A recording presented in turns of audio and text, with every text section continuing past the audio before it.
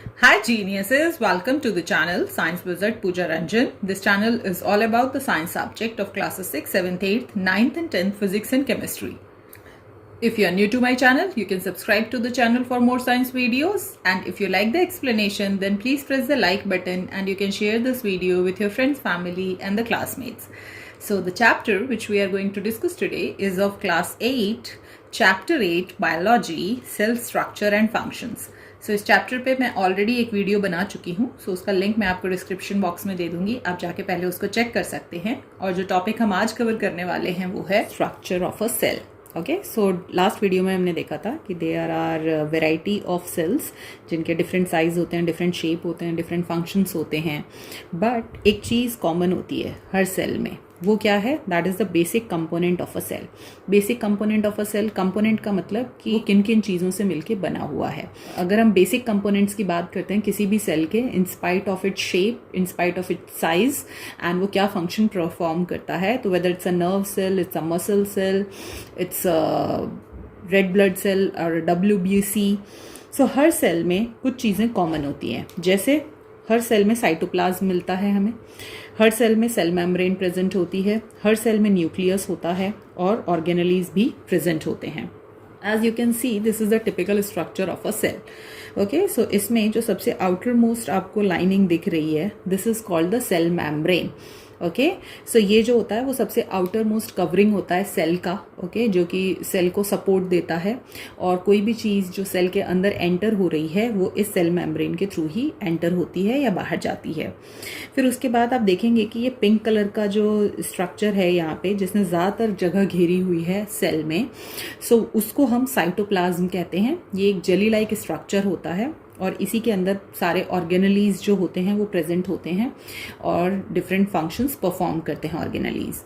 और सबसे सेंटर में आपको एक सर्कल दिख रहा है जो कि फ्लोट करता रहता है इनटू द साइटोप्लाज्म, उसी को हम न्यूक्लियस कहते हैं. न्यूक्लियस जो होता है वो बेसिकली ब्रेन होता है ऑफ अ सेल. आपके बॉडी जो है वो टोटली कंट्रोल होती है आपके ब्रेन के द्वारा.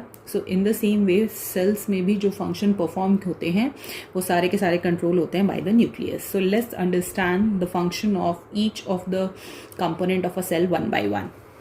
सो the first one is the cytoplasm. So cytoplasm अभी मैंने दिखाया था आपको कि जो भी सेल है उसमें जो भी वो पिंक कलर का पूरा जगह घेरा हुआ था, दैट इज द साइटोप्लाज्म. मतलब साइटोप्लाज्म जो होता है वो एक जेली लाइक सब्सटेंस होता है. मतलब ना बहुत हार्ड होता है और ना ही बहुत लिक्विडी होता है like a water.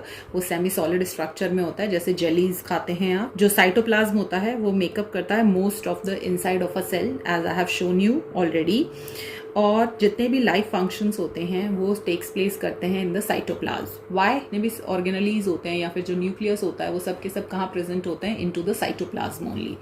So that's why जितने भी लाइफ फंक्शंस परफॉर्म होते हैं they are all performed in a cytoplasm. Cytoplasm जो होता है वो दो वर्ड से बना हुआ है, cyto and the plasma. Okay, cyto means hollow, मतलब खाली जगह है, और plasma means liquid. Okay, so cytoplasm मतलब कि जो खाली जगह है सेल में वो सारी की सारी ऑक्यूपाइड होती है बाय द साइटोप्लाज्म. ओके, जो कि एक सेमी सॉलिड या फिर थोड़ा सा लिक्विडी स्ट्रक्चर होता है उससे. नेक्स्ट अगर बात करें about the cell membrane and the cell wall. Okay, so हमने देखा था कि जो सबसे आउटर मोस्ट कवरिंग होती है किसी भी सेल की उसको हम सेल मेम्ब्रेन कहते हैं. सो जो सराउंडिंग होता है साइटोप्लाज्म का वो एक थिन कवरिंग होता है जिसको कि सेल मेम्ब्रेन या प्लाज्मा मेम्ब्रेन भी कहा जाता है. अगर आप देखेंगे तो साइटोप्लाज्म के चारों तरफ जो प्रेजेंट होता है वो होता है सेल मेम्ब्रेन, या फिर you can also call it a plasma membrane. अब जो सेल मेम्ब्रेन है वो सेपरेट करता है whatever the components of a cell which are present inside the cell from the surrounding. Okay, so जैसे cell के अंदर साइटोप्लाज्म होता है, साइटोप्लाज्म में ऑर्गेनेलीज होते हैं, न्यूक्लियस होता है. सो इन सब चीज़ों को सेपरेट करके कौन रखता है फ्रॉम द सराउंडिंग, ताकि ये बाहर की चीज़ों से मिक्स ना हो, that is the cell membrane. Next इसका काम होता है ये प्रोटेक्ट करता है सेल को और उसको शेप भी देता है. ओके, मत प्रोटेक्ट करना सेल को मतलब कि कोई भी अनवांटेड चीज़ जो है वो सेल के अंदर नहीं आ सकती. ओके, और उसको शेप भी प्रोवाइड करता है. ना ये अलाउ करता है वाटर, मिनरल और दूसरे necessary substance to pass through it. तो आपके सेल में जो ऑर्गेनलीज हैं उनको परफॉर्म करने के लिए डिफरेंट सब्सटेंसेस की ज़रूरत होती है. सो वो जो सब्सटेंस हैं जो कि नेसेसरी सब्सटेंस हैं जिससे कि सेल में जो लाइफ फंक्शंस हैं वो परफॉर्म हों, वो सब्सटेंस होते हैं वाटर, मिनरल्स और भी बहुत सारे एंजाइम्स होते हैं जो कि रिक्वायर्ड होते हैं बाय द ऑर्गेनलीज. सो उन सबको अंदर कौन जाने देता है? Cell membrane. बेसिकली अगर देखा जाए तो जो सेल मेम्ब्रेन होता है वो प्रेजेंट होता है in the plant and the animal cells both. Okay, now the next we are going to discuss about the cell wall. So cell wall जो होता है, सबसे पहली चीज याद रखनी है कि सेल वॉल केवल और केवल प्लांट सेल्स में होता है. ठीक है, वो एनिमल सेल्स में एब्सेंट होता है. Now next thing is that कि उसका फंक्शन क्या होता है. तो सेल वॉल जो है वो सपोर्ट करता है और प्रोटेक्ट करता है प्लांट सेल को. सो अगर देखें तो जो सेल मेम्ब्रेन है वो भी तो यही काम कर रहा है ना. सेल मेम्ब्रेन क्या कर रहा है? प्रोटेक्ट कर रहा है आपके सेल को. मतलब जो भी आपके सेल के अंदर कंपोनेंट्स प्रेजेंट हैं उनको कौन प्रोटेक्ट कर? Cell membrane. ठीक है, और यहाँ पे भी जो सेल वॉल है वो भी प्रोटेक्ट कर रहा है प्लांट सेल को. सो जब सेल मेम्ब्रेन है ही प्लांट्स के पास ऑलरेडी, सो सेल वॉल की क्या ज़रूरत है?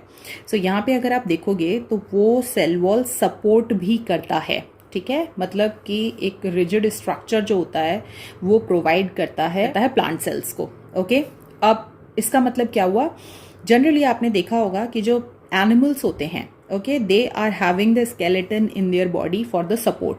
अगर स्केलेटन ना हो हमारे बॉडी में, सो हमारा जो मसल्स है वो ऑलमोस्ट ऐसे जो मैनिक्विन ना हो तो ऐसे टी शर्ट जो है वो ऐसे ज़मीन पे गिरी पड़ेगी होगी ना, क्योंकि जो मैनिक्विन है that is almost acting like a skeleton. So in the same वे वो मैनिक्विन जो वहाँ पे उस टी शर्ट के लिए कर रहा है that is same as the in our body. So हमारे बॉडी में भी जो स्केलेटन है वो हमारे बॉडी को सपोर्ट दे रहा है और इसीलिए हमारे पास एक रिजिड स्ट्रक्चर है. बट क्योंकि जो प्लांट्स होते हैं they don't have any skeleton, तो उनको सपोर्ट की ज़रूरत होती है और उस सपोर्ट को देने के लिए ही उनके पास सेल वॉल प्रेजेंट होता है जो कि एनिमल सेल्स में ज़रूरी नहीं है. और इसीलिए सेल वॉल जो होता है वो एनिमल्स में प्रेजेंट नहीं होता, सिर्फ और सिर्फ प्लांट में प्रेजेंट होता है, so that it can support and protect the plant sales.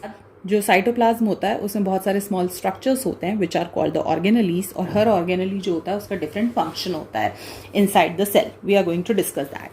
Now next if we talk about the nucleus, so मैंने आपको दिखाया था जो स्ट्रक्चर होता है सेल का उसके ठीक सेंटर में न्यूक्लियस होता है. तो कहाँ प्रेजेंट है ये? साइटोप्लाज्म में ही फ्लोट कर रहा है ये भी, लाइक द अदर ऑर्गेनलीज. जैसे ये ऑर्गेनली माइट्रोकॉन्ड्रिया है, ये कहाँ फ्लोट कर रहा है? साइटोप्लाज्म में. तो न्यूक्लियस भी कहाँ फ्लोट कर रहा है? साइटोप्लाज्म में. बट जो ऑर्गेनलीज हैं वो इधर चारों तरफ प्रेजेंट होते हैं. न्यूक्लियस जो होता है वो सेंटर में होता है ऑफ अ सेल. एक स्फेरिकल बॉडी होता है, मीन्स जस्ट लाइक अ फुटबॉल. ओके, इसको न्यूक्लियस कहते हैं. प्लूरल जो होता है न्यूक्लियस का उसको न्यूक्लियाई कहते हैं. सो ऑलरेडी मैं बता चुकी हूँ कि जो न्यूक्लियस होता है वो कंट्रोल सेंटर होता है सेल का. आपकी बॉडी में जो ब्रेन है that is the control centre of your body. मतलब हर चीज़, हर पार्ट जो है वो that is controlled by your brain.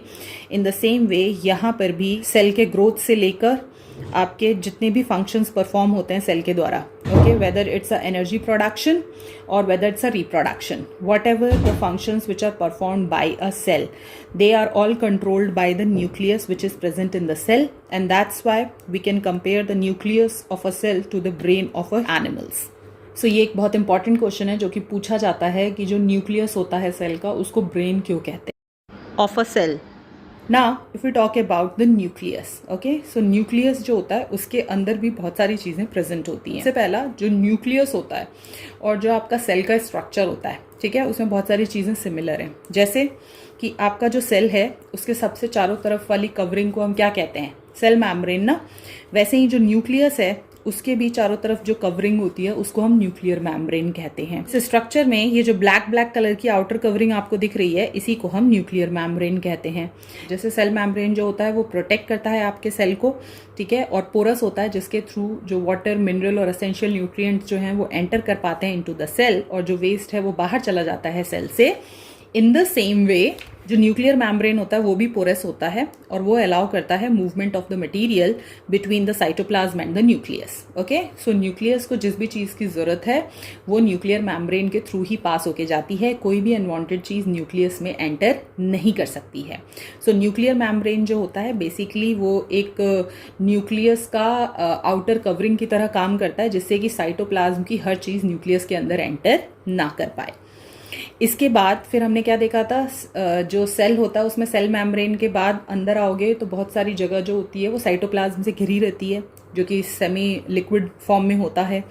In the same way nucleus में भी जो लिक्विड होता है न्यूक्लियस में, उसको न्यूक्लियोप्लाज्म कहते हैं। सो ये तो तुम्हारा था nuclear membrane. Okay, so whatever the yellow thing which you are seeing inside this nucleus, okay, this is the liquid which is present inside the nucleus, इसी को हम न्यूक्लियोप्लाज्म कहते हैं।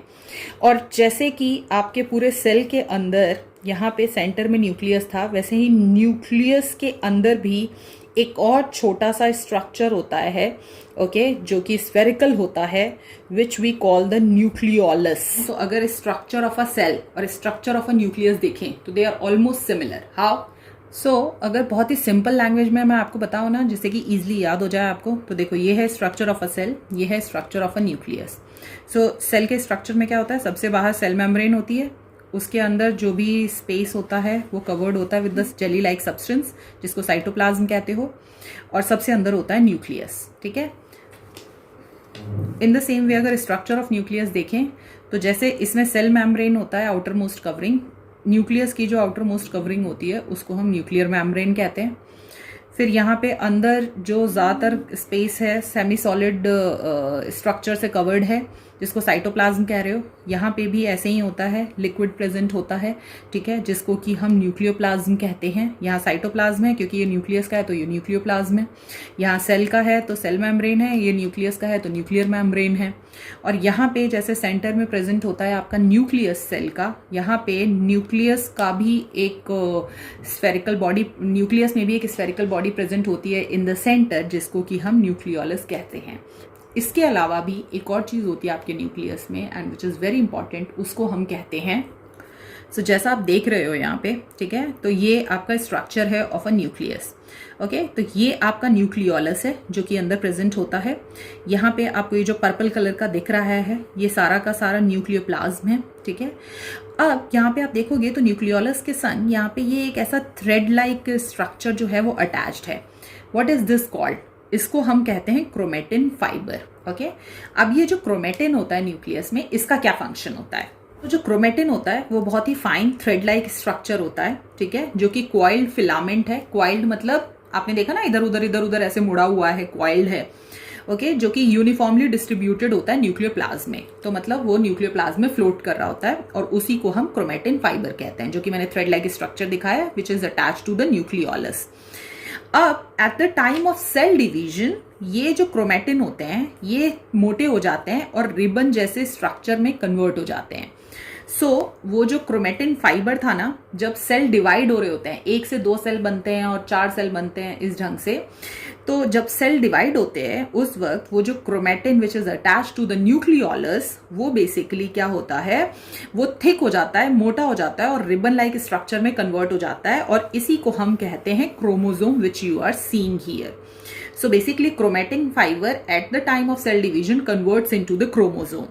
अब ये क्रोमोसोम क्या होता है? ये जो क्रोमोसोम होता है बेसिकली इसी में आपका क्या होता है, जीन्स होते हैं। अगर आप क्रोमोसोम के अंदर स्ट्रक्चर देखोगे तो ये क्रोमोसोम है और क्रोमोसोम के अंदर ये जीन्स होते हैं। ठीक है, so this whole structure is called the genes. और इसके अंदर ये जो रॉड्स दिख रहे हैं ना आपको, येलो और ग्रीन कलर के, इन्हीं को हम डीएनए कहते हैं। सो सबसे पहले क्रोमेटिन फाइबर कन्वर्ट होता है into the chromosome at the time of cell division, और ये क्रोमोसोम जो होता है इनके अंदर जीन्स होते हैं, और जीन्स जो होते हैं उनके अंदर डीएनए होते हैं। अब ये जीन्स क्या करते हैं? यही जीन्स रेस्पॉन्सिबल होते हैं for the transfer of the characters from the parents to the offspring. So आपने ये नोटिस किया होगा कि जब भी बच्चे पैदा होते हैं, भले वो डॉग के हों या ह्यूमन बीइंग के हों, किसी भी ऑर्गेनिज्म के हों, सो उनके जो कैरेक्टरिस्टिक्स होते हैं they are all similar to their parents. Parents के जो कैरेक्टरिस्टिक्स होते हैं वो कहाँ से ट्रांसफर होते हैं? Into the child. So basically जो चाइल्ड है वो बनता कैसे है? सो वहां पर जो सेक्सुअल रिप्रोडक्शन होता है उसमें मेल का जो क्रोमोसोम होता है वो भी इन्वॉल्व होता है, और फीमेल का क्रोमोसोम जो होता है वो भी इन्वॉल्व होता है। मेल के क्रोमोसोम में मेल के जीन्स हैं और फीमेल के क्रोमोसोम में फीमेल के जीन्स हैं। और इसके कारण जो उन दोनों के बेसिकली सेल्स जब फ्यूज करते हैं एक दूसरे के संग, तभी वहां पे एक नया सेल बनता है जिसको कि हम जाइगोट कहते हैं। ठीक है, अब वो जो जाइगोट है उसमें जीन्स हैं मम्मा का भी पापा का भी। ओके, तो इसके कारण जो मम्मी के कैरेक्टरिस्टिक्स हैं वो भी आते हैं बच्चे में, जो पापा के कैरेक्टरिस्टिक्स हैं वो भी आते हैं।